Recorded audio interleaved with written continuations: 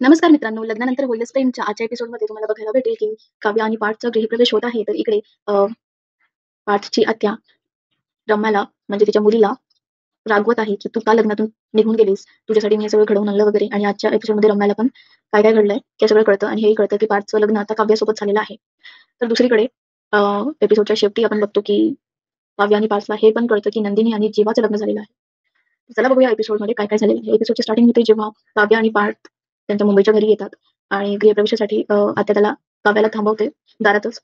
काव्याला खूप जास्ती राग येत आहे. तिची मनाची खूप जास्ती व्यथा अ, खराब आहे. तिला तिचं जबरदस्ती लग्न लावून दिलेलं आहे आणि तिला काहीच सुचत नाहीये, की काय करावं? जीवाने तिच्यासोबत नातं तोडलेलं आहे. तिचं लग्न दुसऱ्या एका मुलासोबत झालेलं आहे. ते पण तिच्या ताईच्या होणाऱ्या नवऱ्यासोबत झालेलं आहे आणि त्यामुळे तिच्या मनातली व्यथा तिलाच अ, खूप भारी होत आहे. तिला सुचत नाही आणि तिला खूप जास्ती प्रचंड राग येतो.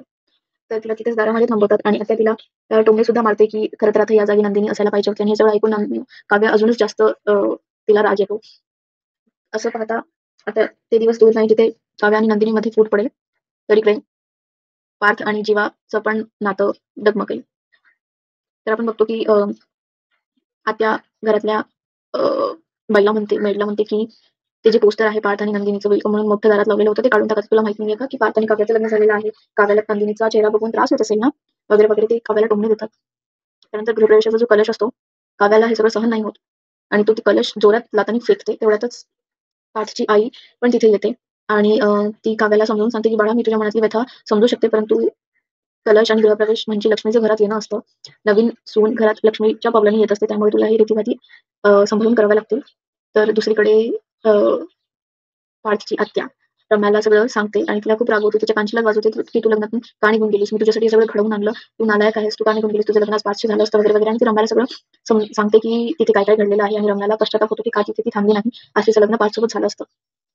परंतु जेव्हा रम्याला हे कळतं, की नंदिनीचं जीवासोबत लग्न झालेलं आहे, तेव्हा ती प्रचंड खुश होते आणि ती आत्याला म्हणजे तिच्या आईला समजावून सांगते, की "आई, इथे नंदिनीचं जीवासोबत लग्न झालेलं आहे आणि पार्थचं काव्यासोबत लग्न झालेलं आहे. पार्थला नंदिनी पसंत आहे आणि नंदिनीला पार्थ पसंत आहे. तर हे विचार कर, की एकाच घरात ते लोकं एकमेकांना कसे कसे सामोरे जातील, हे बघणं आणि हे त्यांची रोज होणारी तळमळ मला खूप खुशी देऊन जाईल. आणि तसंही काव्य आणि पार्थचं लग्न फार काळ काही टिकणार नाही. काव्याला पार्थमध्ये काही इंटरेस्ट नाहीये आणि पार्थला तर अजिबातच नाही.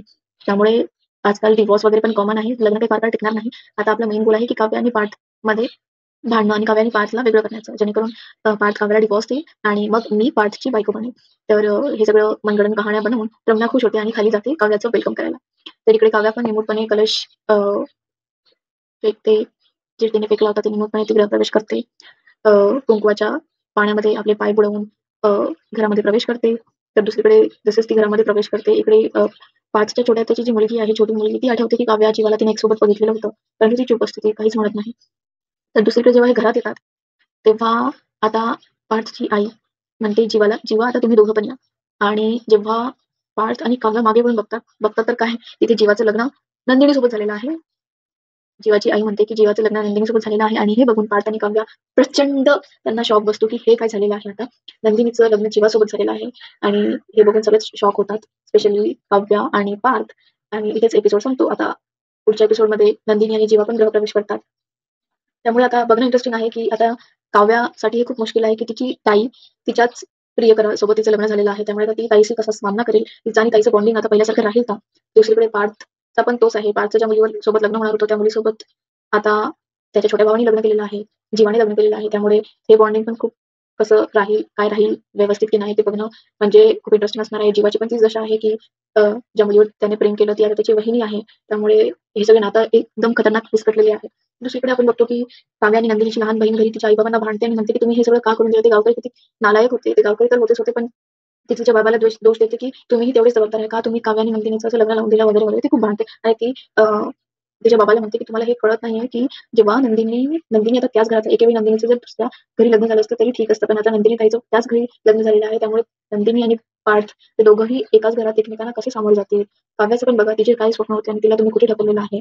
परंतु तिचे बाबा तिला समजावून सांगतात, की भलेही मी माणूस म्हणून चुकला असेल, परंतु मी बाबा म्हणून चुकलेलो नाही आणि मी दोन्ही मुली एकदम चांगल्या घरी गेलेलो आहे. तिथे ती आपले सगळे व्यक्ती आहेत. ते त्यांचा चांगला सांभाळ करतील आणि तशी माझ्या मुली खूप समजदार आहेत. त्यांना दिलेल्या संस्कारावर माझा पूर्ण विश्वास आहे आणि ते आपापलं नातं, आपापला संसार जरूर चांगल्या रीतीने अ, संस्कार करतील. तेव्हा त्यांची छोटी मुलगी म्हणते, की "हां, जरूर करतील. तुम्ही विहिरीत आता मुलींना ढकललेलं आहे पोहणं, तर त्यांना शिकावंच लागेल" वगैरे. तर आता येणाऱ्या एपिसोडमध्ये आपण बघतो की नंदिनी आणि काव्याचं बोलणं होतं. तेव्हा काव्या नंदिनीला जाब विचारते की "ताई तू हे का केलंस?" तेव्हा नंदिनी तिला सांगते की "तिथे माझी मजबुरी होती वगैरे." तो व्हिडिओ मी अपलोड केलेला आहे. तुम्ही जाऊन बघू शकता. अपकमिंग शूटवाले सीन जे आहेत ते. तर तुम्हाला आजचा व्हिडिओ कसा वाटला आणि आता तुम्ही येणाऱ्या एपिसोडसाठी किती एक्सायटेड आहे मला कमेंट करून जरूर सांगा. आणि आता लवकरच 8 तारखेपासून ही मालिका 7ही दिवस तुम्हाला बघायला भेटणार आहे. आणि या मालिकेचे अपडेट्स तुम्हाला या चॅनलवर रोज बघायला भेटतील. तर चॅनलला सबस्क्राईब करा आणि भेटूया पुढच्या एपिसोडमध्ये. धन्यवाद.